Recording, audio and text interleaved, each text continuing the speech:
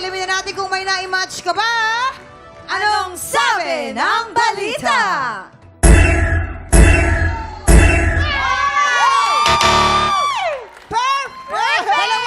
Tara dito sa baba at alamin ang kanayon na nga mga kwento nila. Simulan natin kay Ate Marilyn, na hopeless romantic pinasa at pinirahan ng mas nakababatang kasintahan. Teka lang, Ate Marilyn, kailan nangyari ito?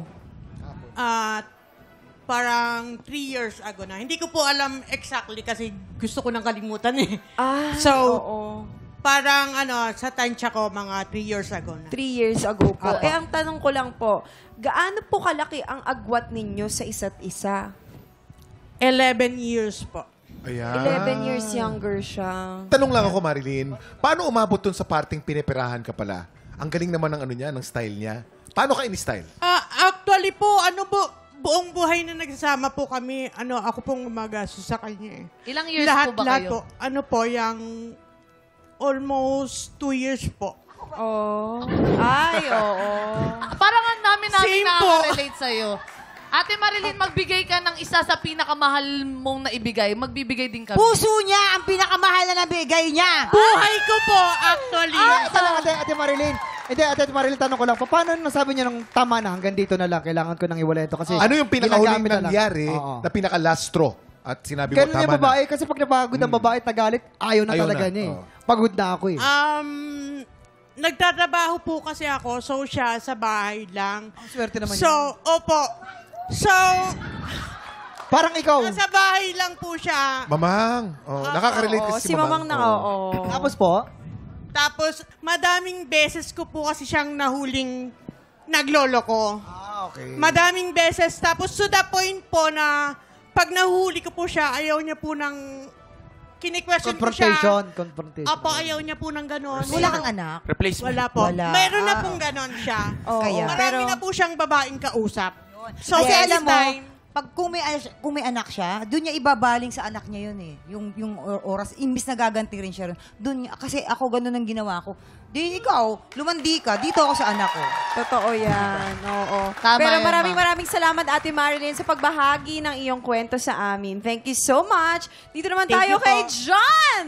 Si John, nakakabilib ito talaga. Dati Hello siyang po. janitor.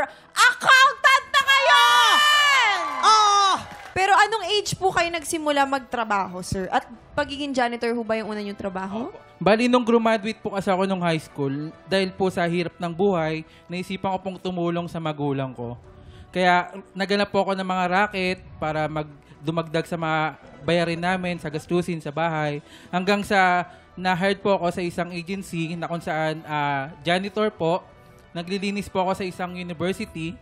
Then, hindi ko po akalain na after ng ilang years, magtatrabaho na po ako sa isang university. Pero this time, bilang accountant na po. Diba? Nakaka-proud. Alam mo, yun talagang, yung salitang kahirapan, ang katapat niyan, kasipagan, diskarte. Tama yan, Mama. Diba? Tsaka tiyaga din talaga sa buhay. Diba, no? Opo. Oo. Anong advice mo sa mga kagaya mo na may pinagdadaan ng ganyan? At nangangarap.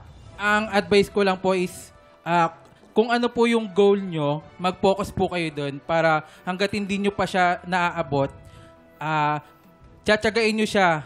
Talagang mag-i-eager kayong mag-work para kapag naabot nyo na siya, sobrang sarap sa pakiramdam. Yun. Diba? Kuya Jan, Nakaka-inspire si Kuya John. Kuya Jan, isa kang inspirasyon para sa lahat ng mga muntik ng sumuko pero bumabangon pa rin.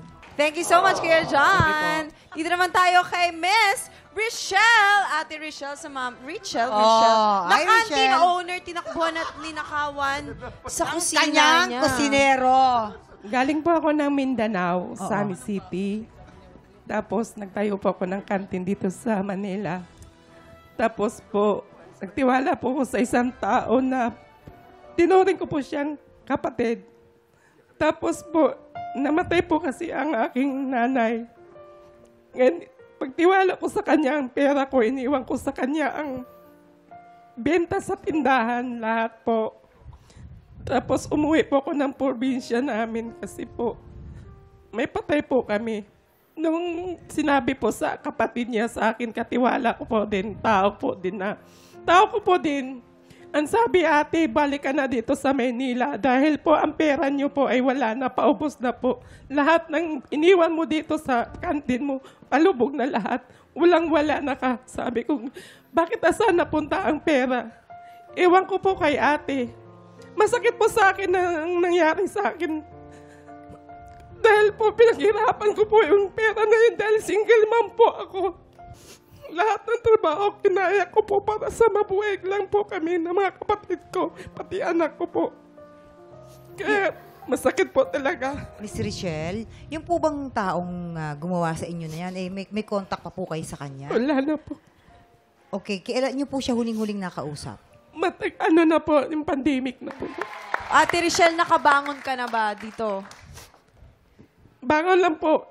Lalaban lang po ako hanggang buhay pa ako. Ganyan Yeah, ang ganyan. covered. Alam niyo, nung pandemic, marami talagang nagsumubok maghanap buhay, lumaban sa buhay, kahit na marami nawalan ng trabaho. And marami din na scam. Kasi lahat po ng bawat sentimo, patak po yan ng pagod, hirap, luha. Tignan mo si ate, di ba, single mom pa. Huwag po tayong ganun, lumaban po tayo ng patas. Kasi masarap magpakain sa pamilya mo ng pinagpaguran mo. Tama po yun. Diba? Nang wala kang inaapakan tao. Yan, and God bless you sana po. Dumating ang Nakabawi panahon po kayo. na magkaroon kayo ng Thank you po, bonggang-bongga thank talaga you pang po. isa Maraming pang salamat another po sa canteen. feedback lang. Ano po? Maraming salamat, Ate Richelle. Thank you po. Oras na para mag-add to cart ng swerte. Double o budol na sa pagbabalik ng